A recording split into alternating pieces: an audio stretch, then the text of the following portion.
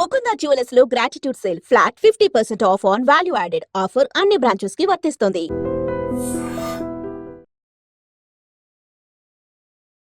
అంత ఫోకస్డ్గా ఒక సర్జన్ మైండ్ ఎలా పనిచేస్తుంది సార్? అంటే నాకు గుండె కొట్టుకుంటూ ఉంటుంది ఆపరేషన్ థియేటర్ అన్న ప్రస్తావన వచ్చినప్పుడల్లా. దీనికి మనం ఎక్స్పీరియన్స్ అని ఒక పదంతో మొదలు పెట్టచ్చు. చేతులు అనేది ఆటోమేటిక్గా మనకు సేఫ్ జోన్లోకి వెళ్ళిపోతాయి. How do you see the evolution of the surgery which is happening sir? ఒకటే ఫోటో, ఓకే, జమున గారి ఫోటో అనుకోండి, మనిషి ఏమన్నా మారాడా? మారలా. కానీ మరి ఫొటోస్ ఎందుకు మారిపోతున్నాయి? మనకు ఆ క్యాపిలరీస్ కానీ బ్లడ్ వెసల్స్ కానీ క్లారిటీగా నటం తెలుస్తుంది. అసలు డాక్టర్ లేకుండా రోబోట్సే సర్జరీలు చేస్తాయి సార్? రోబోటిక్ ఆర్మ్స్ ఉంటాయి, అవి ఇన్స్ట్రుమెంట్స్ లాగా పేషెంట్ దగ్గర సెట్ చేసి పెడతాం. పొట్టలో ఆల్రెడీ మనం ఉంటున్నట్టుగా ఫీలింగ్ వస్తుంది. ఇవన్నీ వినడానికి మెడికల్ ఫీల్డ్లో కానీ సైంటిఫిక్ ఫీల్డ్లో కానీ అచీవ్మెంట్స్గా మనం చెప్పుకున్నా sir. Do you think India will reach that place sir? నిజంగా చెప్పాలంటే ఇలాన్ మస్క్ మన ఇండియన్ టెక్నాలజీ వాడుతున్నారు. వాళ్ళు మన సద్దన్నం తింటున్నారు. మీరు యుఎస్లోకి వెళ్తే ఈ సద్దన్నం కుండలతో అన్ని డాలర్స్ పెట్టి అమ్ముతున్నారు. And they are understanding what is the value of that rice. మనమేమో బ్రేక్ఫాస్ట్కి మెక్డీలో బర్గర్లు తిని బతుకుతాం. ఇప్పుడు లేటెస్ట్గా కొత్త డయాగ్నోస్టిక్ పద్ధతులు ఏమొచ్చాయంటే టక్కన్ మీ రిపోర్ట్ ఒక 15-20 మినిట్స్లో వచ్చేస్తుంది. అలాంటివి ఉన్నాయా సార్ హైదరాబాద్లో? హైదరాబాద్లో ఉందండి. సో ఎలాన్ మస్క్ ప్రాజెక్ట్ అది వితిన్ 3 to 4 ఇయర్స్లో రాబోతుంది. ఇప్పుడు నేను మాట్లాడుతున్నానంటే ఇక్కడ ఈ సెంటర్ నుంచి మాట్లాడుతున్నాను. సో ఆ సెంటర్లో ఒక చిన్న బర్హోల్ పెట్టి, మరి ఇది విఠలాచార్యలో చెప్పారుగా ఆల్రెడీ, నియర్ ఫ్యూచర్ అన్నది మీ నమ్మకం? ఆపడం కష్టం. మీరు చైనాకి వెళ్ళారంటే మనకు వీఆర్ సర్ప్రైజ్డ్ అనమాట. మెడికల్ కాలేజెస్లో మెడికల్ హాస్పిటల్స్లో నర్సులు ఉండరు, అంతా రోబోట్లో చేస్తాయి. సో ఫ్యూచర్లో ఈ సైన్స్ అండ్ టెక్నాలజీ దారి తప్పుతుందేమో అన్న ఒక అనుమానం కూడా ఉంది. తెలుగులో సామెత ఉందండి, విరుగుట కొరకండి. సో ఇది చాలా పెరుగుతోంది.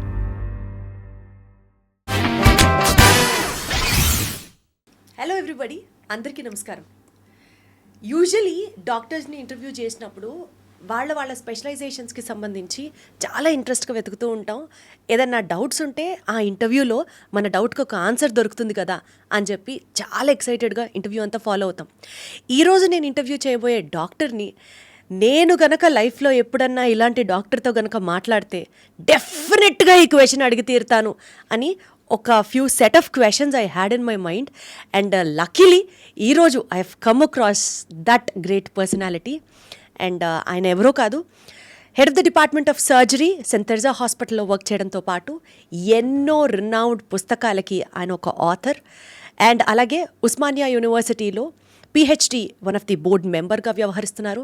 And national board of examinations which is located at New Delhi, post graduate students especially for surgery ఈ ఎగ్జామ్ ఆన్గోయింగ్ స్టూడెంట్స్కి ఆయన ఒక ఎగ్జామినర్గా వ్యవహరిస్తున్నారు.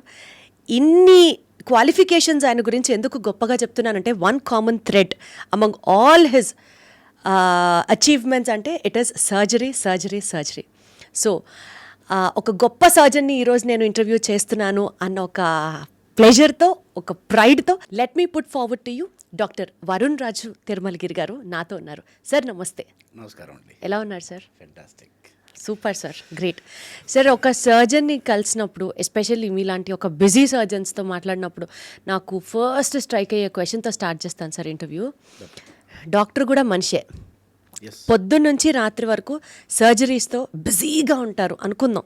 సే ఫర్ ఎగ్జాంపుల్ రోజుకి ఒక 4-5 సర్జరీలు, మేబీ నేను అది చాలా చిన్న కౌంట్ అవ్వచ్చేమో, బట్ స్టిల్ ఒక 4-5 సర్జరీలు చేశారనుకుందాం, పెద్ద పెద్ద సర్జరీలు.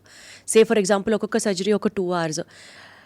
సపోజ్ థొరాక్స్కి ఒక సర్జరీ చేయొచ్చు, ఆర్ చేతికి ఒక సర్జరీ చేయొచ్చు, ఆర్ అబ్డామిన్లో ఒక సర్జరీ చేయొచ్చు, వాట్ ఎవర్. అంత ఫోకస్డ్గా ఒక సర్జన్ మైండ్ ఎలా పనిచేస్తుంది సార్? అంత స్ట్రెస్ ఫ్రీగా ఒక సర్జన్ ఎలా ఉండగలడు? At the end of the day తను కూడా మనిషే కదా. అన్ని సర్జరీలు ఏకధాటిగా అంతే డెడికేషన్తో, అంటే ఒక పేషెంట్ లైఫ్ ఒక సర్జన్ చేతిలో ఉంది ఓపెన్గా చెప్పాలంటే.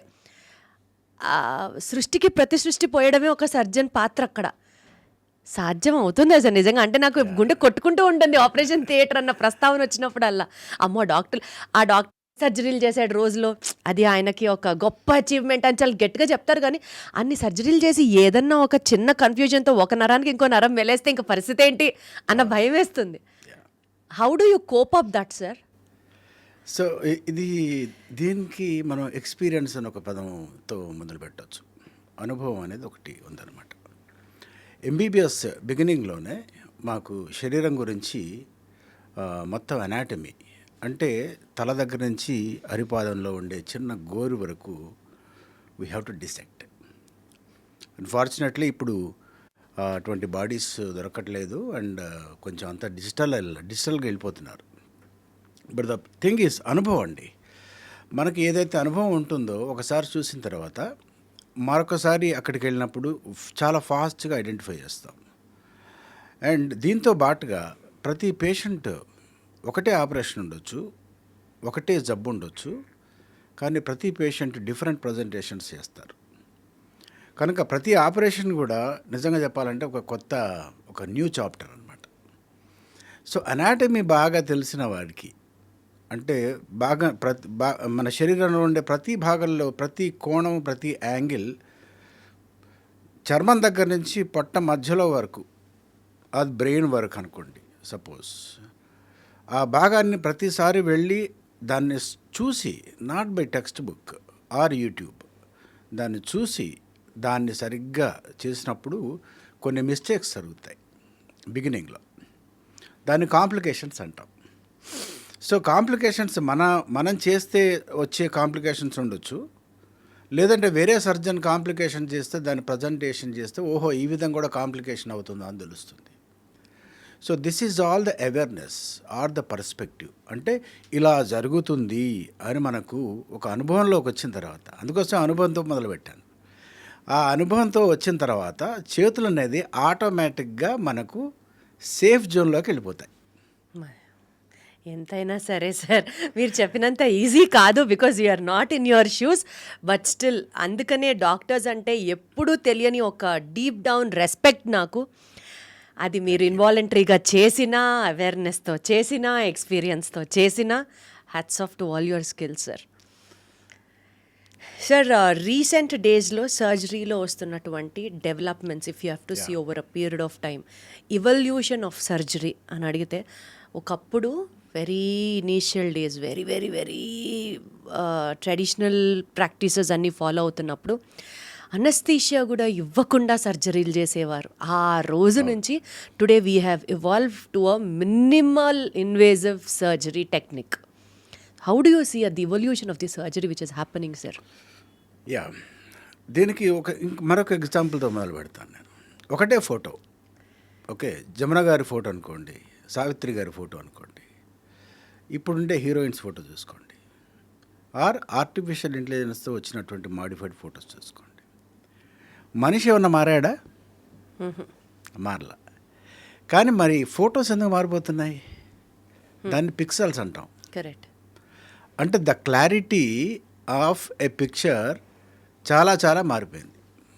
మనుషులు అదే మనుషులు, స్థలాలు అవే స్థలాలు, అండ్ ప్రదేశాలు కూడా అవే. కానీ ఆ ఫోటో అనేది ఆ డిజిటల్ ఇష్యూస్ తోటి క్లారిటీ మారిపోతుంది. దీన్ని హెచ్డి అనొచ్చు, లేకుంటే హైపర్ హెచ్డి అనొచ్చు. అంటే ఆ crystal clarity of the capillary blood vessel operation చేసేటప్పుడు, ఓపెన్ ఆపరేషన్లో మనం కంటితో ఆపరేషన్ చేస్తాం, చూసుకుంటూ పొట్టని ఓపెన్ చేసి దాంట్లో ఉండే intestinal surgery or pancreatic surgery, liver surgery ఇటువంటివి చేస్తాం. ఇప్పుడు మినిమల్లీ ఇన్వేసివ్ అంటే మొత్తం లాప్రోస్కోపిక్ సర్జరీ, మనకు టెలిస్కోప్స్ వచ్చాయి, దాంట్లో పిక్సెల్స్ అంటే హై డెఫినేషన్స్ వీడియోస్ ఆ ఇమేజ్ రావడంతో మనకు ఆ క్యాపిలరీస్ కానీ బ్లడ్ వెసల్స్ కానీ క్లారిటీగా నాటం తెలుస్తుంది. సో మనం వెళ్ళి ఆ ప్రాబ్లం ఏదైతే ఉందో ఆ ప్రాబ్లం వరకే మనం సాల్వ్ చేసి మిగతా వాటిని మనం డిస్టర్బ్ చేయకుండా బయటకు వస్తున్నాం. కాబట్టి పేషెంట్స్ త్వరగా రికవర్ అయిపోయి ఆ నెక్స్ట్ డే మార్నింగే డిశ్చార్జ్ కావచ్చు, within second or third day వాళ్ళ ఆఫీస్కి వెళ్ళి కూర్చోవచ్చు. నేను చేసే ఆపరేషన్స్లో హెర్నియాకి సంబంధించి కానీ గ్యాస్ట్రోఇంటెస్టినల్ ట్రాక్ట్కి సంబంధించి కానీ చాలా త్వరగా రికవర్ అయ్యి ఈవెన్ వాళ్ళు స్పోర్ట్స్ కూడా ఆడేటటువంటి అవకాశం వస్తుంది. Because they cannot perceive the pain. పాత పద్ధతుల్లో అయితే స్కాల్పెల్ తీసుకొని కట్ చేయాల్సిందే, ప్రతి కండరాన్ని కట్ చేసుకుంటూ లోపలికి వెళ్ళాలి. ప్రతిదీ హీల్ అవ్వాలంటే ఇట్ టేక్స్ టైం. సో అప్పుడు ఆపరేషన్ అంటే మినిమం 7 days బెడ్ మీద పడుకునేవాళ్ళు. ఇంకా ఇంట్లో పరామర్శించి అందరూ పండ్లు పూలు అన్నీ ఇచ్చి దెన్ రికవరీ అమ్మని చెప్పి ఒక పేషెంట్ని నువ్వు పేషెంట్ రా బాబు అని గుర్తు చేసి, సో ఆ విధంగా ఆ నొప్పికి అదంతా చాలా లాంగ్ టైం పట్టేది. అయిపోయిన తర్వాత పొట్టకి ఇంత పెద్ద మచ్చ వచ్చేది. సో వీటన్నిటిని బైపాస్ చేసేది మినిమల్లీ ఇన్వేజివ్ సర్జరీ, లాప్రోస్కోపీలో మళ్ళీ మినీ లాప్రోస్కోపీ అని ఇంకోటి వచ్చింది. లాప్రోస్కోపీలో ఒక 1/2 centimeter ఇన్స్ట్రుమెంట్స్ వాడితే మినీలో 3 centimeters వాడుతున్నాం. దాంతో అసలు స్కార్ కనపడే అవకాశం లేదు. పొట్ట మీద చూస్తే ఆపరేషన్ ఎక్కడ చేశారని కూడా గుర్తుపట్టడం కష్టం. ఇప్పుడు మళ్ళీ రోబోటిక్ అని ఒకటి వచ్చింది. ఎగ్జాక్ట్లీ ఇప్పుడు అదే అడగబోతున్నాను సార్ నెక్స్ట్. యా, అంటే ఒక డాక్టర్ సర్జరీ చేస్తున్నారంటే మనం అంత రీసెర్చ్ ఎందుకు చేస్తాం? ఆయనకి ఎంత ఎక్స్పీరియన్స్ ఉంది, ఆయన అసలు ఎన్ని సక్సెస్ఫుల్ సర్జరీలు చేశారు, ఇదంతా లిస్ట్లోకి వస్తుంది. రోబోటిక్ సర్జరీ అంటే అసలు డాక్టర్ లేకుండా రోబోట్సే సర్జరీలు చేసేస్తాయి సార్? లేదు లేదు, రోబోట్ ఉంటుంది. ఇట్స్ ఏ రోబోటిక్ ఆర్మ్స్ ఉంటాయి. అచ్చా.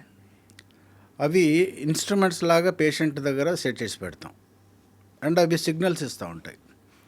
కన్సోల్ అని ఈ రూమ్లోనే, అంటే ఈ ఆపరేషన్ థియేటర్లోనే కన్సోల్లో కూర్చుంటాం. కన్సోల్ అనేది పక్కన ఉంటుంది. ఆ కన్సోల్లో మనం తల పెట్టినప్పుడు ఆల్మోస్ట్ 3D విజన్ లాగా వచ్చి పొట్టలో ఆల్రెడీ మనం ఉంటున్నట్టుగా ఫీలింగ్ వస్తుంది. అండ్ మన హ్యాండ్ మూమెంట్స్ ఏదైతే చేస్తామో జస్ట్ లైక్ ఏ జాయ్స్టిక్ లాగా, ఇది మన గేమ్స్ ఆడతాం కదండి, వీడియో గేమ్స్.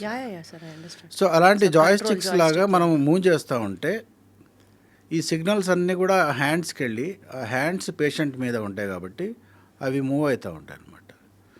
ఈ ప్రిసిషన్ అనేది అల్ట్రా ప్రిసిషన్ ఉంటుంది. చిన్న క్యాపిలరీ కూడా మనకు కనపడుతుంది. అనాటమీ చాలా క్లారిటీగా ఉంటుంది. అండ్ సర్జరీ అయిన తర్వాత మనకు పేషెంట్కి నొప్పి నెక్స్ట్ ఆ ఈవినింగ్ కల్లా they are very ready to discharge. నొప్పి ఉండదు అనమాట. But robotic surgeries definitely it requires experience and as well as the cost is more. అందువల్ల అన్నిటితో పాటు సార్ ఈ మధ్య కాలంలో at least in the western countries we have seen, మనకి ఇండియాలో ఎంత జరుగుతుందో మీరు చెప్పాలి కానీ, there is a new concept which has been emerging in fields of surgery. ఏంటంటే టెలిసర్జరీ. యా. అంటే సార్ ఒక్కొక్క స్టెప్ మనం ఎక్కే కొద్దీ ఒక్కొక్క స్టెప్ గుండె బరువెక్కుతుంది. అమ్మ బాబోయ్, డాక్టర్ దూరంగా ఉండి ఫోన్లోనో లేకపోతే నెట్లోనో కనెక్ట్ అయ్యి డైరెక్షన్స్ ఇస్తే ఇక్కడ ఆపరేషన్ జరుగుతుందా? Is that call telesurgery sir? Yeah, దీనికి మూలం విత్తనం ఎక్కడుందంటే మనం ఇక్కడ కాకుండా పైనుంచి మనం చూడడం. It is another way of looking the situation like a telescope. ఇప్పుడు మన కళ్ళకు కనపడేటటువంటి సీన్ వేరు, ఒక్కసారి భూమి పైకి వెళ్ళి శాటిలైట్ దృష్టి చూడడం వేరు. ఇప్పుడు మనం ఈ విధంగా మనం మాట్లాడుతున్నాము, ఇంటర్నెట్ ఉంది, తర్వాత ఒక సిగ్నలింగ్ సిస్టమ్ ఉందంటే it is absolutely because of satellites. So even టెలిసర్జరీలో కూడా ఒక సర్జన్ అమెరికాలో కూర్చొని ఒక ఇండియాలో ఉండే పల్లెటూరులో వాళ్ళు రోబో అరేంజ్ చేస్తే ఆ సిగ్నల్స్ ఏదైతే ఇంటర్నెట్ సిగ్నల్ ఉందో ఆ శాటిలైట్ నుంచి they can modify, they can manipulate and they can do the surgery. The problem ఏంటంటే lag of the signal. Correct sir, correct. కొంచెం స్లోగా అవుతుంది అనమాట. ఆ ల్యాగ్ ఆఫ్ సిగ్నల్ని వాళ్ళు ఇంకా హై స్పీడ్ ఇంటర్నెట్ తోటి చేయగలుగుతున్నారు. సైన్స్ అండ్ టెక్నాలజీ చేయగలుగుతుందండి. It will do. మనం విఠలాచార్య సినిమాలో అంతకుముందు మాయాదర్పణం, తర్వాత ఆకాశ వాణి అని ఒకటి వచ్చేది. మీరు చూసారో లేదో, మీకు మీ జనరేషన్లో తెలుసు లేదో, పాతాళ భైరవి అటువంటి సినిమాల్లో తలుపులు తెరుచుకునేవి, మాయాదర్పణంలో చూసేవాళ్ళు, పైనుంచి అశరీరవాణి మాట్లాడేది. ఇవన్నీ ఎనర్జీ ఫామ్స్. అవి మనం చెప్పాం, ఎనర్జీ ఫామ్స్ ఇలా ఉంటాయి, ఎనర్జీ మాత్రమే కన్వర్ట్ అవుతుంది, ఒక దగ్గర నుంచి మరొక దగ్గరికి కన్వర్ట్ అవుతుందని చెప్పాం. అంటే ఎనర్జీకి మాట కూడా కైనెటిక్ ఎనర్జీ లాగా మారి ఈవెన్ భస్మం చేస్తాం అన్నటువంటి కొన్ని శాపాలు కూడా పెట్టేవాళ్ళు. ఎలాన్ మస్క్ అనే ఒక వ్యక్తి ఆ ఎనర్జీ ఫామ్స్ని టిపికల్గా మన ఆలోచనని టిపికల్గా అతను హీఈస్ మేకింగ్ ప్రాక్టికల్. పెట్రోల్ లేకుండా కార్లు నడపడం ఇవన్నీ ఎనర్జీ ఫామ్సే. సో అలాంటి ఎనర్జీనే ఈ satellite energy.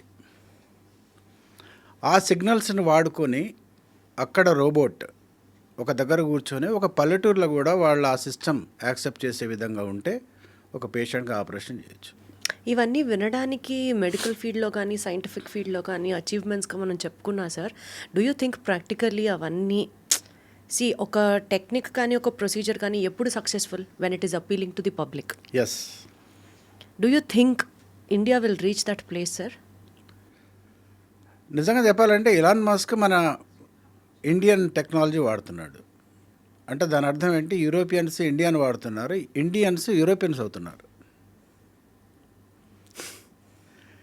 It's a typical thing అనమాట. వాళ్ళు మన సద్దన్నం తింటున్నారు ఇప్పుడు. అవును. మీరు యూఎస్లోకి వెళ్తే ఈ సద్దన్నం కుండలతో అన్ని డాలర్స్ పెట్టి అమ్ముతున్నారు. And they are understanding what is the value of that rice. మనమేమో బ్రేక్ఫాస్ట్కి మెక్డీలో బర్గర్లను తిని బతుకుతాం. ఇది అంటే ఏదైనా కూడా కొత్త వింత పాత రోత అన్నట్టుగా దూరపు కొండలు నూనె సార్ అంతే. ఈ కొత్త జనరేషన్ కూడా ఎలా ఉందంటే ఓల్డ్ జనరేషన్ వాళ్ళు చేసింది మేము చేస్తే మమ్మల్ని మాకేం వాల్యూ ఉంటుందని కొత్తగా ఆలోచించడం అంటే మళ్ళీ యూరోపియన్ స్టైల్కి వెళ్ళడమే. That is new. So whatever the food we are taking, ఇప్పుడు అందరి దగ్గర డబ్బులు ఉన్నాయండి. సో ఏదన్నా సినీప్లెక్స్ ఏదన్నా మాల్కి వెళ్ళినప్పుడు అన్నీ అవైలబుల్ ఉంటాయి. ఇన్స్టంట్గా అప్పుడప్పుడు తయారు చేసేది అంటే ఆల్రెడీ మీకు చెప్పినట్టుగా it is not the food industry, it is the taste industry. ఆ టేస్ట్ అనేది ఉంది కాబట్టి వాళ్ళ దగ్గర డబ్బులు ఉన్నాయి కాబట్టి శుభ్రంగా అన్నీ కొనుక్కొని తింటున్నారు, which we cannot stop it. At the same time అది మన బాడీలోకి వెళ్ళి కొత్త జబ్బులు, ఆ యూరోపియన్ జబ్బులన్నీ మనకు తెచ్చిపెడతాం. సార్ కొన్నిసార్లు డాక్టర్స్ ఎంత మంచి చెప్పినా కూడా పేషెంట్స్ వాళ్ళ యొక్క విధానాల వల్ల కానీ వాళ్ళ యొక్క నెగ్లిజెన్స్ వల్ల కానీ హెల్త్ పట్ల వాళ్ళకి ఒక ప్రాపర్ అవేర్నెస్ లేకపోవడం కానీ ట్రీట్మెంట్ మోడ్స్లో కొన్నిసార్లు డాక్టర్స్ ఇంకా కొత్త టెక్నిక్స్ని ఇంబైబ్ చేసుకోవడం జరుగుతుందా సార్? అసలు అది అలా అవుతుందా? Because a doctor cannot be always very strict with his patients. అలా అని చెప్పి పేషెంట్కి ఒక అవగాహన ఉండి తీరాలి అంటే you cannot expect that also. Yeah, అంటే ఎప్పుడైనా కూడా మనం గతం అంటే పాస్ట్ అండ్ ప్రజెంట్ ఫ్యూచర్ చెప్పాలి. పాస్ట్లో డయాగ్నోస్టిక్ సెంటర్స్ కానీ హాస్పిటల్స్ కానీ దాని తీరు, దాని ముఖం, దాని యొక్క పద్ధతి, దాని వర్కింగ్ కల్చర్ డిఫరెంట్గా ఉండేది. పేషెంట్ టు పేషెంట్ ఇంటరాక్షన్స్ ఎక్కువగా ఉండేవి. పేషెంట్తో మాట్లాడి పేషెంట్ తోటి స్టెథోస్కోప్ పెట్టుకొని చూసుకొని అండ్ ఆల్ ద థింగ్స్ చేసుకోవడం అనేది ఒక గంట 2 గంటలు ఉండేది. ఇప్పుడు ఎవ్రీథింగ్ ఈజ్ ఇన్స్టాంటేనియస్. ఇప్పుడు లేటెస్ట్గా కొత్త డయాగ్నోస్టిక్ పద్ధతులు ఏమొచ్చాయంటే పేషెంట్ ఎంటర్ అయిపోయి ఆ స్క్రీనింగ్ మెషిన్ దగ్గర నిలబడితే అదే స్కాన్ చేస్తుంది అండ్ బ్లడ్ టెస్ట్లు కూడా అదే చేసేస్తుంది. టక్కని మీ రిపోర్ట్ ఒక 15-20 మినిట్స్లో వచ్చేస్తుంది. అలాంటివి ఉన్నాయా సార్ హైదరాబాద్లో? హైదరాబాద్లో ఉందండి. 20 మినిట్స్లో మొత్తం బాడీ స్కానింగ్ వచ్చేస్తుంది. అంటే I don't want to say the name, ఎందుకంటే మళ్ళీ అది బ్రాండ్ అయిపోతుంది. I understand sir. దానికి కొంతమంది యాక్టర్స్ కూడా దానికి మోడల్స్ లాగా పెట్టుకొని వస్తున్నారు ఆల్రెడీ. బాంబేలో ఉంది, హైదరాబాద్లో ఉంది. ఫ్యూచర్లో ఇంకా ప్రతిదీ అవుతుంది. The minute you enter into the particular organisation or particular office ఇంకా ఈ మోడల్స్ కూడా అవుట్డేటెడ్ అయిపోతాయి. అంత డిజిటల్ ప్యానల్సే వస్తాయి and everything is the energy interactions లాగా వస్తాయి. ఈవెన్ ఆ న్యూరా చిప్ అని ఒకటి వస్తుంది ఇప్పుడు, that is called as Neuralink. So Elon Musk project అది వితిన్ 3 to 4 ఇయర్స్లో రాబోతుంది. అది ఈ ఫ్రాంటల్ ఏరియా అని ఒకటి ఉంటుంది. This is called as motor cortex. ఇప్పుడు నేను మాట్లాడుతున్నానంటే ఇక్కడ ఈ సెంటర్ నుంచి మాట్లాడుతున్నాను. సో ఆ సెంటర్లో ఒక చిన్న బర్హోల్ పెట్టి వాళ్ళ న్యూరల్ చిప్ని అలా పెట్టేస్తారు లోపలికి. ఆ చిప్కి సన్నటి వెంట్రుకల్లాగా కొన్ని తీగలు ఉంటాయి. అవి వెళ్ళి బ్రెయిన్లో ఉండే రక్తనాళాలతోటి అనుసంధానం అయిపోతాయి. అప్పుడు బ్రెయిన్లో ఉండే న్యూరాన్స్ ఏదైతే ఉన్నాయో అవి డైరెక్ట్గా ఈ చిప్కి వెళ్ళిపోతాయి. అండ్ ఆ చిప్ నుంచి తన కార్ డ్రైవ్ చేస్తాడు, ఆ చిప్ నుంచి మొత్తం ల్యాప్టాప్ అంతా కంట్రోల్ చేస్తాడు, ఎలా చూస్తూ. మరి ఇది విఠలాచార్యలో చెప్పారుగా ఆల్రెడీ, కంటి చూపుతో భస్మం చేస్తారంటే ఇదే అనమాట. సో ఆ న్యూరా చిప్ అక్కడ పెట్టిన తర్వాత then he can operate his laptop and he can operate his digital mode of instruments. రూమ్లోకి రాగానే ఇలా అనగానే వెంటనే తలుపు తెరుచుకుంటుంది అనమాట. అదే సార్, రోబో సినిమాకి దూరంగా లేవు మనం, చాలా దగ్గరలో ఉన్నాం మనం, అర్థమవుతుంది నాకు. అది సో ప్రాక్టికల్లీ ఇవన్నీ నియర్ ఫ్యూచర్ అన్నది మీ నమ్మకం? ఆపడం కష్టం, మ్మ్. ఆపడం కష్టం, ఏదే ఆపడం కష్టం. ఎందుకంటే పీపుల్ ఆర్ ఎక్స్ప్లోరింగ్. ఏ అవకాశం ఉందో ఆ అవకాశంలోకి వాళ్ళు వెళ్ళి చూస్తున్నారు. So no doubt about it, the technology బీభత్సంగా పరిగెడుతోంది. పీపుల్ ఆర్, మీరు అన్నట్లు ఎక్స్ప్లోర్ చేయడానికి people are been more enthusiastic, proactive about it. ఈ నేపథ్యంలో ఇంకా ఆ రోజుకు మనం రీచ్ అయ్యాక దాని గురించి మాట్లాడదాం అనుకుంటే సార్, ఇప్పుడు కరెంట్ ట్రెండ్ నడుస్తున్న దాని ప్రకారం సార్, ఇప్పుడు హార్ట్ ఆపరేషన్ చేయాలంటే హార్ట్ ఆపరేషనే చేయాలి, గ్యాస్ట్రో ఇంటెస్టైనల్ ఆపరేషన్ చేయాలంటే ఆ సర్జరీనే చేయాలి కదా. అవును. ఒక హాస్పిటల్లో ఒక సర్జరీకి ఒక రేట్ ఉంటుంది, ఇంకొక హాస్పిటల్లో అదే సర్జరీకి 10 ఉంటుంది, ఇంకొక హాస్పిటల్లో అసలు భూమి బద్దలైపోయే రేట్లు ఉంటాయి. అంటే నా పాయింట్ ఇక్కడ ఏంటంటే sir, first of all medicine it self is a selfless service అని నమ్మి ఒక పేషెంట్ ఒక డాక్టర్ దగ్గరికి వచ్చినప్పుడు commercialising medicine in terms of ethics and values, what do you have to talk about it, sir? Genuine answer. I do understand hospital kattalante boledane resources kavali, dabbu kavali, etc. But deep down, doesn't it pinch you as a doctor, sir? చాలా చాలా అనిపిస్తుందండి. అందుకోసమే I worked in Durgabad Deshmukh hospital for 17 years. ఓ 17 సంవత్సరాలు ఒక non profitable service హాస్పిటల్లో పనిచేశాను. ఇప్పుడు కూడా సెంట్ థెరెస్ హాస్పిటల్లో ఉన్నాను. I got my own clinic, TVR laparoscopy centre అని. దాంట్లో కూడా I make the learning of laparoscopy training ఇస్తుంటాను సర్జన్స్కి. అది కూడా డిఫరెంట్ థింగ్. అంటే నా నేపథ్యం అనేది టీచర్స్ ఫ్యామిలీ కాబట్టి I could able to run through this academics and all. But coming to the commerciality, ఒక బాటా ఒక బ్రాండ్ ఉంది, చిన్న చెప్పుల షాప్ కూడా పక్కనే ఉంది. ఇప్పుడు ఉన్నటువంటి తరంలో కానివ్వండి, ఇప్పుడు ఉన్నటువంటి ఎటువంటి మనిషి కానివ్వండి, చెప్పులు నాకు కావాలి అని అనుకుంటే పర్వాలేదు, నాకు ఆ బ్రాండ్ కావాలి, ఆ బ్రాండ్ అంటే నాకు నమ్మకం ఉంది, ఆ బ్రాండ్లో చాలా క్వాలిటీ ఉంది అని ఎప్పుడైతే డిసైడ్ అయిపోయి నమ్ముతారో, అండ్ ఎప్పుడైతే వాళ్ళ పర్సులో బాగా డబ్బులు ఉంటాయో అటువంటప్పుడు దాన్ని కొనుక్కుంటారు వాళ్ళు. డబ్బులు లేవనుకోండి, అప్పుడు చెప్పులు చాలా సింపుల్ కూడా వేసుకోవచ్చు వాళ్ళు. సో ఈ బ్రాండ్ అనేది ఏదైతే ఏర్పడుతుందో ఆటోమేటిక్గా బ్రాండ్కి ఒక పర్టికులర్ రెగ్యులేషన్స్ ఉండవు. ఒకటే పిన్నేసి వాడు ఒక చిన్న గుండు సూదిని బ్రాండ్ లేకుండా ఉంటే దానికి వాల్యూ ఉండదు. సేమ్ దాన్ని ఒక బ్రాండ్ దాన్ని ఆకర్షణీయంగా దాన్ని ఒక ప్యాకేజ్లో పెట్టి దానికి ఒక బ్రాండ్ పెట్టేస్తే దానికి ₹50 అంటే కొనేస్తారు. అంటే పబ్లిక్ అప్రోచ్ వల్లే ఈరోజు ఇట్లా ఎక్స్ప్లాయిటేషన్ జరుగుతుందంటారా? ఎందుకంటే మెడికల్ ఫీల్డ్ అంతా కూడా ఇప్పుడు కన్జ్యూమర్స్ దాని కింద వచ్చేసింది. అంటే the people are thinking that we are buying the medicine, we are buying our health. దాన్నే మేము సేల్ చేస్తున్నామన్న ఒక ఫీలింగ్ నుంచి రెండో సైడ్ నుంచి కూడా ఉంది. మీరు వస్తున్నారు, మీ ప్రాబ్లంకి మేము we are curing that problem by using all these investigations and by utilising all the doctors. వాళ్ళందరూ ఇక్కడ పని చేస్తున్నారు, వాళ్ళు మీకు సర్వీసెస్ ఇస్తున్నారు, సర్వీస్ కాబట్టి మీరు డబ్బులు ఇవ్వాలన్నట్టుగా బిల్ పెడతారు. ఎక్స్ప్లాయిటేషన్ టువర్డ్స్ పేషెంట్స్ నీడ్గా కూడా చూడొచ్చు కదా సార్. సర్వీస్ ఇస్తున్నాము అన్నదానికన్నా పేషెంట్స్ అవసరానికి తగ్గట్లుగా సిట్యువేషన్ని వాడుకుంటున్నాము అని కూడా అనాలి. But at the end of course పేషెంట్కి న్యాయం అవుతుంది కాబట్టి you cannot tell it that way. అంటే it's a very controversial question. దాని గురించి మాట్లాడాలంటే చాలా కష్టం. ఎందుకంటే పెద్ద వాళ్ళు పెద్ద హాస్పిటల్స్ని కూడా పెట్టినప్పుడు మీరు ఒకసారి గుర్తుపెట్టుకోవాలి, పెద్ద హాస్పిటల్ ఉందనుకోండి, ట్రీట్మెంట్ ఆస్పెక్ట్ ఎంత ఉంటుందో తెలుసా మీకు? 100%లో నాకు తెలిసి 20% ఉంటుంది. మిగతా మేనేజ్మెంట్ అంటే ఏంది, అంత ఏంటి లోపల యాంబియన్స్, ఐ మీన్ పనిచేసేవాళ్ళు, వాళ్ళకి జీతాలు, కరెంట్ దగ్గర నుంచి bed, room service, everything is just like A management of a hotel. కరెక్టే సార్, నాకు అదే అనిపిస్తుంది. ఒక్కొక్కసారి మనం రేట్లు ఎక్కువ అని మాట్లాడతాం కానీ దాని వెనకాల ఆ స్టాండర్డ్ని నిలపడానికి వాళ్ళు ఎంత రన్ చేస్తారు, ఎంత ఖర్చు చాలా పెడతారు, ఖర్చు పెడతారు, మానసికంగా ఎంత స్ట్రెస్ తీసుకుంటారు. You have to also analyse the other side of the coin కదా అనిపిస్తుంది. దీనికి ఎగ్జాంపుల్ చెప్పమంటారా? రాజమౌళి గారు సినిమాలు ఇస్తారు, నిర్మాతలు కొన్ని వేల కోట్లు పెడతారు, 3 గంటల సినిమా తీస్తారు. జనాలు ఎంతసేపులో డిసైడ్ చేస్తారండి? కరెక్ట్, క్షణంలో డిసైడ్ చేస్తారు, correct, flip of a second, just అలా డిసైడ్ చేస్తారు.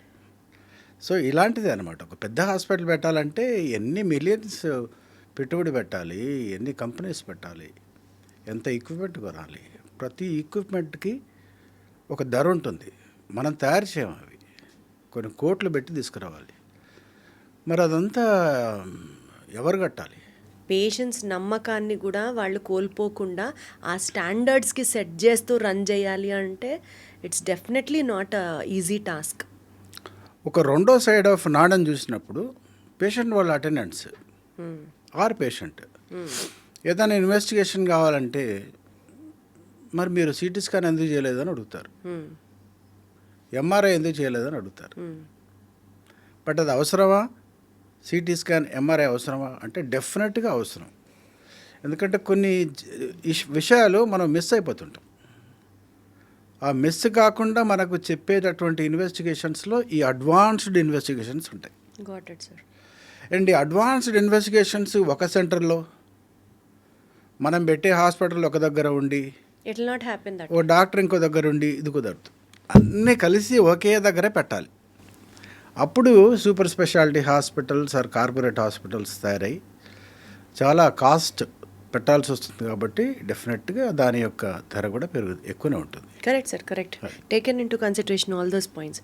సార్ ఆనెస్ట్ క్వశ్చన్ ఒకటి అడుగుతాను సార్ మిమ్మల్ని. ఇందాక నేను చెప్పినట్లు ఒక సర్జన్ని కనిపిస్తే ఫస్ట్ నేను అడగాలనుకునే పాయింట్స్లో ఇందాక ఒక పాయింట్ అడిగాను, ఇప్పుడు ఇంకొక క్వశ్చన్.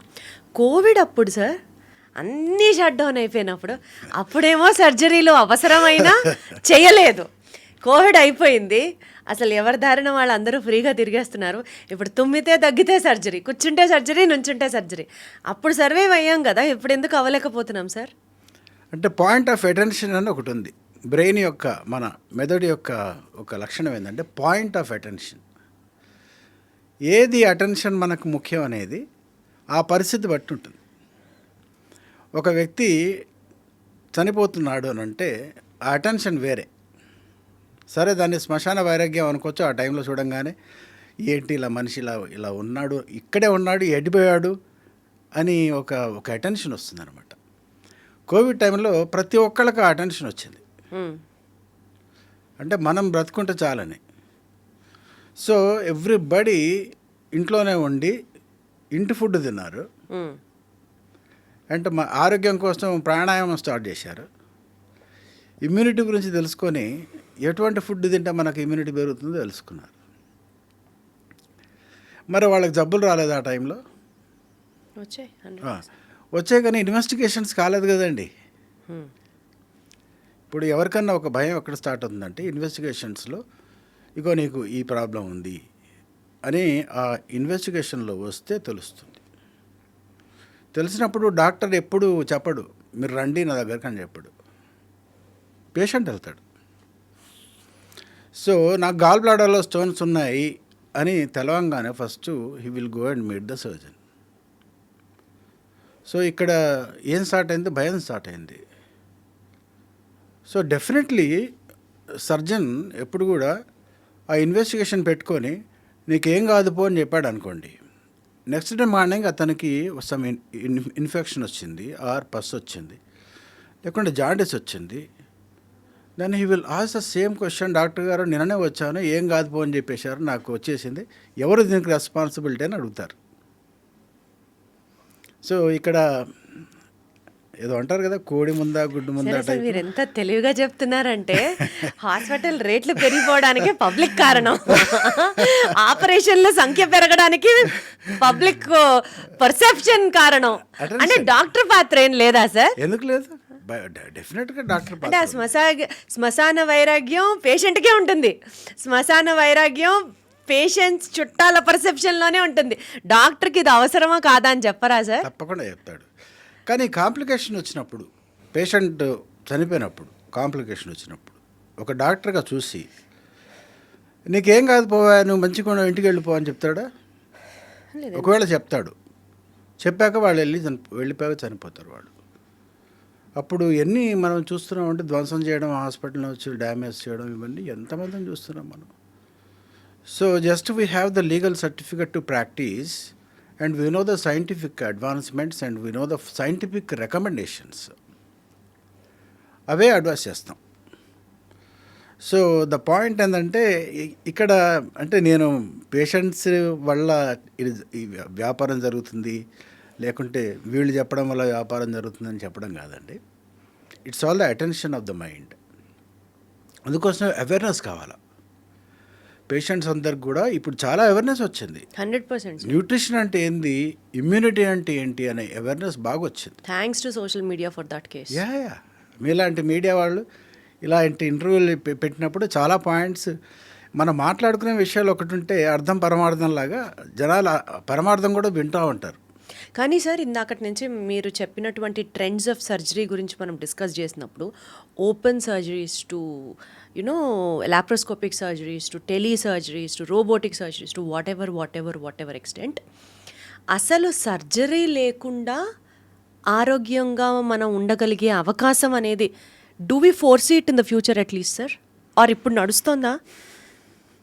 ఒకప్పుడు దీనికి సర్జరీ ఉంది, ఇప్పుడు సర్జరీ లేకుండా కూడా you are able to overcome it అనే సిచ్యువేషన్స్ ఉన్నాయా?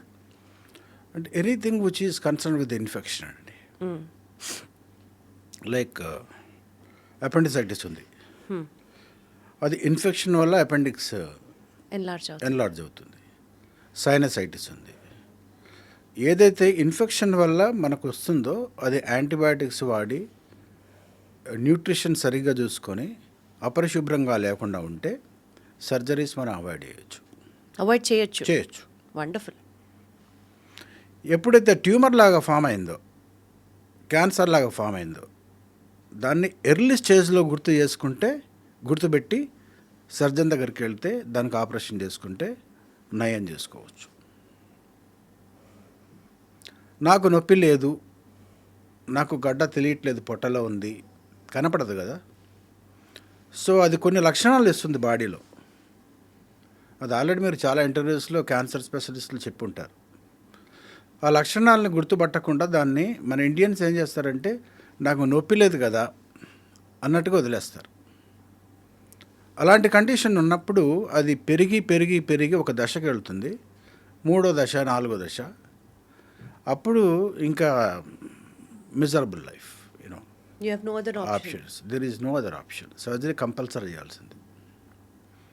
ఎందుకు, సింపుల్ హెర్నియా ఒకటి ఉంది, అంటే పొట్టలో ఒక భాగంలో నుంచి బెలూన్ లాగా బయటికి ఉబ్బడం. దాన్ని కూడా మనం నెగ్లెక్ట్ చేస్తే అది పుచ్చకాయ అంత సైజులో అయిపోయి అండ్ ఆపరేషన్కి చాలా కష్టమయ్యే దశకు కూడా వెళ్ళిపోతారు. So this is the awareness అండి. పబ్లిక్ అవేర్నెస్ అనేది చాలా ముఖ్యం. అది మన ఇండియాలో ఇప్పుడు బాగా వచ్చింది, ఈ జనరేషన్లో ఇంకా బాగా వచ్చింది. ఈ కోవిడ్ వల్ల అందరికీ ఇమ్యూనిటీ అంటే ఏందో నేర్చుకునే అవకాశం వచ్చింది. సో బేసికల్గా హెర్నియాకి laparoscopic surgery is the best and the safe అంటారా? Or traditional methods of surgery is also still prevalent అని చెప్తారా? ఈ ఉరుకు పరుగు ఉన్నటువంటి ఈ లైఫ్లో, ఎందుకంటే మనకు జాబ్ చాలా ముఖ్యం. పాతకాలంలాగా 5 రోజులు 6 రోజులు మనం డ్రెస్ తీసుకున్నట్టు కుదరదు. కొంచెం ఎర్లీ రికవర్ కావాలంటే మనకు minimally invasive surgery or robotic surgery. Got it sir. ఇప్పుడు సైన్స్ దేని మీద ఎక్కువ ఫోకస్ చేస్తే you find it more fruitful or appealing to the society sir? మీ టేక్ ఏంటి? సైన్స్లో ఆల్వేస్ రీసెర్చ్ ఉంటుందండి. రీసెర్చ్ 3 దశల్లో ఉంటుంది. ఒకటి ల్యాబుల్లో కూర్చొని కణాల మీద ప్రయోగాలు చేస్తారు. 2 ప్రయోగశాలలో ఎనిమల్స్ మీద చేస్తారు. 3 క్లినికల్ ట్రయల్స్ అని చెప్పేసి జనాల్ని పబ్లిక్గా పిలిచి వాళ్ళ మీద ఆ ట్రయల్స్ చేస్తారు. సో ఈ 3 లెవెల్స్లో కూడా బేసిక్ దశ మాత్రం కణాల మీద చేయడమే. జస్ట్ మైక్రోస్కోప్లో చూసుకొని ఒక కెమికల్ యాడ్ చేసి ఆ కణం ఎలా రెస్పాండ్ అవుతుందో చూడడం. ఎందుకంటే everybody we are made up with the cells only. Correct. So ఈ రీసెర్చ్ డెఫినెట్గా ఒక పాజిటివ్ పద్ధతిలో పోతే బాగానే ఉంటుంది. కానీ మొన్న ఒక పేపర్ చదివాను, ఒక మనిషి మరొక మనిషికి 5 నిమిషాలు ముఖం చూసుకుంటూ మాట్లాడే ఉద్దేశం లేకుండా పోయింది. బోర్ కొట్టేస్తుంది. అంటే అర్థం చేసుకోవాలి, they are interested in seeing the cell phones, screens or laptops. ఏదైతే వాళ్ళకి ఇష్టం ఉన్నదో అది చూడగలిగేటటువంటి మైండ్ని వాళ్ళు కోరుకుంటున్నారు. ఒక మనిషి ఒక మనిషిని డైరెక్ట్గా చెప్పడం వినడం చెప్పడం ఇలాంటి సంభాషణ ఇష్టపడ్డం. దానివల్ల వచ్చే టెక్నాలజీలో భాగంగా ఇప్పుడు రోబోట్స్ వస్తున్నాయి. రోబోట్ అయితే మన మాట వింటుంది, మనుషులు అయితే మళ్ళీ ఎదురు ప్రశ్న చేస్తారు. నాకు ఎదురు ప్రశ్న ఇష్టం లేదు, నా దగ్గర డబ్బు ఉంది, నేను ఎన్ని రోబోట్లు అంటే నేను కొనుక్కుంటా, నాకు మనుషులే అక్కర్లేదు. ఇది రాంగ్ దారి. అండ్ ఇలా ఆలోచిస్తున్నారు కాబట్టి వాళ్ళు తయారు చేస్తున్నారు. మీరు చైనాకి వెళ్ళారంటే మనకు వీఆర్ సర్ప్రైజ్డ్ అనమాట. మెడికల్ కాలేజెస్లో, మెడికల్ హాస్పిటల్స్లో నర్సులు ఉండరు, అంతా రోబోట్లో చేస్తాయి. అది కోవిడ్లో వాళ్ళు రోబోట్లని అవసరం కొద్ది తయారు చేసుకున్నారు. ఆ అవసరం ఆ టైంలో ఉండింది, రొటీన్ అయిపోయింది ఇప్పుడు వాళ్ళకి. సో మనకు ఎటువంటి దశకు వచ్చారంటే జపాన్లో they have given the permission of culturing animal tissue and human tissue. Okay. అంటే కుక్క ఉంటుంది బట్ మనిషి మొహం ఉంటుంది. అలాంటి ప్రయోగాలకి వాళ్ళు గ్రీన్ సిగ్నల్ ఇచ్చారు. It also depends upon the higher the person who is sitting on the chair. Definitely వాళ్ళు పర్మిషన్ ఇస్తే వీళ్ళు చేస్తున్నారు. సో ఫ్యూచర్లో ఈ సైన్స్ అండ్ టెక్నాలజీ దారి తప్పుతుందేమో అన్న ఒక అనుమానం కూడా ఉంది. విజ్ఞానం వైపు కాకుండా విధ్వంసం వైపు అడుగులు వేయకుండా ఉంటే సమాజానికి హితవు. తెలుగులో సామెత ఉందండి, విరుగుట కొరకని. సో ఇది చాలా పెరుగుతోంది. రోబోట్లు వస్తే ఇంకా the life will be totally different. Already ఒక పిండం అంటే ఒక చిన్న దానికి తోడు అడిషనల్గా రోబోట్కి కూడా ఒక ఆర్టిఫిషియల్ అసలు వేరే లెవెల్. అంటే వాళ్ళు ఇంకా మనుషుల మాట కూడా వినరు. మీరు చెప్పినట్టుగా సినిమాలో చూపించినట్టుగా so it has autonomous thing వస్తే మాత్రం చాలా కష్టం అవుతుంది. ఆల్రెడీ ఆటోనమస్ సాఫ్ట్వేర్స్ ఉన్నాయి వాటికి. సార్ బేసికల్గానే మనిషికి బోల్డ్ అంత స్ట్రెస్, ఫైనాన్షియల్ క్రైసిస్ దగ్గర నుంచి, సొసైటల్ ప్రెషర్స్ దగ్గర నుంచి, ప్రతిదానికి తుమ్మితే దగ్గితే మేబీ సోషల్ మీడియాకో ఫోన్లకు అడిక్ట్ అయిపోవడం వల్ల టెన్షన్, డిప్రెషన్ ఎక్కువైపోతుందా? ఇట్లా చూసుకుంటే బోలెడంత స్ట్రెస్. ఈ స్ట్రెస్లతో కూడినటువంటి life style diseases bumper offer. BP, sugar ఇవన్నీ బంపర్ ఆఫర్లు. దీనికి తోడు సార్ ఇప్పుడు మనం సైన్స్ ఎట్టెళ్తుంది అని ఆలోచించుకుంటూ ఉంటే ఇంకా అసలు హార్ట్ రేట్ పెరిగిపోతూ ఉంటుందేమో sir. To come back to normalcy again, to be grounded still, ఒక హెల్దీ లైఫ్ స్టైల్కి ఏం చెప్తారు సార్? మళ్ళీ పల్లెటూరు వాతావరణం రావాలి. పిల్లలకి పండుగలన్నీ కూడా పరిచయం చేయాలి. అండ్ అటువంటి యాంబియన్స్ ఏదైతే ఉందో పల్లెటూర్లని మాత్రం పూర్తిగా సంరక్షించుకోవాలి. వాళ్ళ లైఫ్ స్టైల్లో వాళ్ళకి ఏది బేసిక్గా కావాలో అవన్నీ కూడా గవర్నమెంట్ సప్లై చేసుకోవాలి. రైతు తప్పకుండా రైతు పని చేయాలి. రైతు పని వదిలిపెట్టేసి సెల్ ఫోన్లో పట్టుకొని మళ్ళీ నేను సాఫ్ట్వేర్ బ్రాండింగ్ చేసుకుంటాను, నా సెల్ఫ్ మార్కెటింగ్ చేసుకుంటాను, దానివల్ల బాగా డబ్బు వస్తుందంటే దెన్ ఈ బయోడైవర్సిటీ అనేది పోతుందంతా. So if you maintain that culture, అందుకోసమే భారతదేశం యొక్క గొప్ప విషయం ఏంటంటే పండుగలు ఉన్నాయి మనకు. ఒక పండుగ అయిపోగానే మరో పండుగ రెడీగా ఉంటుంది. అండ్ ఆ పండుగ గురించి ఎన్ని వీలైతే అన్ని యానిమేటెడ్ థింగ్స్ అది జనాలకు అర్థమయ్యేటట్టుగా, కొత్త జనరేషన్కి అర్థమయ్యేటట్టుగా చేసేటటువంటి కార్యక్రమాలు చేస్తే, అంటే ఆ పండగకి ఒక ఈ కథ ఉంటుంది, ఒక ప్రిన్సిపల్ ఉంటుంది. ఆ ప్రిన్సిపల్ తెలిస్తే జనాలు అప్పుడు ఓహో ఇదా పండగ అంటారు. లేదంటే మీరు హిస్టరీలో తీసుకోండి, ఎటువంటి పండగ అయినా కూడా, ఎటువంటి కథ అయినా కూడా ఒక లాజిక్ ఉండదు దానికి. అరే లాజికే లేదే దీంట్లో, వై షుడ్ వి ఫాలో అన్నట్టుగా యూత్ తయారైపోయారు. బట్ ఆ లాజిక్ అనేది క్వాంటమ్ మెకానిక్స్లో ఉంటుంది, క్వాంటమ్ ఎనర్జీలో ఉంటుంది. ఆ క్వాంటమ్ ఎనర్జీ గురించి ఇప్పుడు ఇలాన్ మస్క్ వాళ్ళు మాట్లాడుతుంటే ఓ సూపర్ మాట్లాడుతున్నాడు, ఎక్సలెంట్ అంటారు. బట్ ఆ క్వాంటమ్ మెకానిక్స్, ఆ క్వాంటమ్ ఫిజిక్స్ అంతా కూడా మన పండుగల్లో ఉన్నాయి. అది అర్థమయ్యేటట్టు చెప్పాలి. So we have to come back అండి. It just like a figure of 8. ఏదైతే ఎక్కడ స్టార్ట్ చేసామో అక్కడికి మళ్ళీ అక్కడికి వచ్చేయాలంతే. రావాల్సిందే, Perfect, వస్తుంది అది. పర్ఫెక్ట్. ఇప్పుడు నేను అనుకున్నా, ఎవరు అనుకున్నా అది ఆగేదే లేదు. పెరుగుట విరుగుట ఒకటి మ్యాక్సిమం పోతుంది, మళ్ళీ టాప్ అని పడిపోతుంది. ఎవరి కోసం రావంటారా? కానీ సార్, ఇప్పుడు ఒక సర్జన్ని సర్జరీ రిలేటెడ్ క్వశ్చన్స్ అడిగితే ఆన్సర్ చేయడం it's like nothing so great about it, because is daily in to it. అలాగే ఏ బ్రాంచ్లో స్పెషలిస్ట్లని ఆ బ్రాంచ్ గురించి అడిగితే that's a very normal thing which could happen. You being a renowned surgeon, అసలు మీకున్న ఒక డైవర్సిఫైడ్ నాలెడ్జ్, అంటే యునో ఇన్ మెనీ సబ్జెక్ట్స్. ఇంకా నాకు టైం దొరికితే విన్నాను మీ గురించి, మీరు మ్యూజిక్లో కూడా చాలా డీప్లీ రూటెడ్, అంటే bringing spirituality, music, profession, education in to a zone అన్నది, అది నిజంగా మీకున్న ఒక బ్లెస్సింగ్. మిమ్మల్ని ఇంటర్వ్యూ చేయడం నాకు ఒక you know I really take it as a pride. చాలా thanks. Thank you so much, sir. Many things to be discussed in our upcoming podcast. It was wonderful talking to you. Thank you, sir. Thank you very much.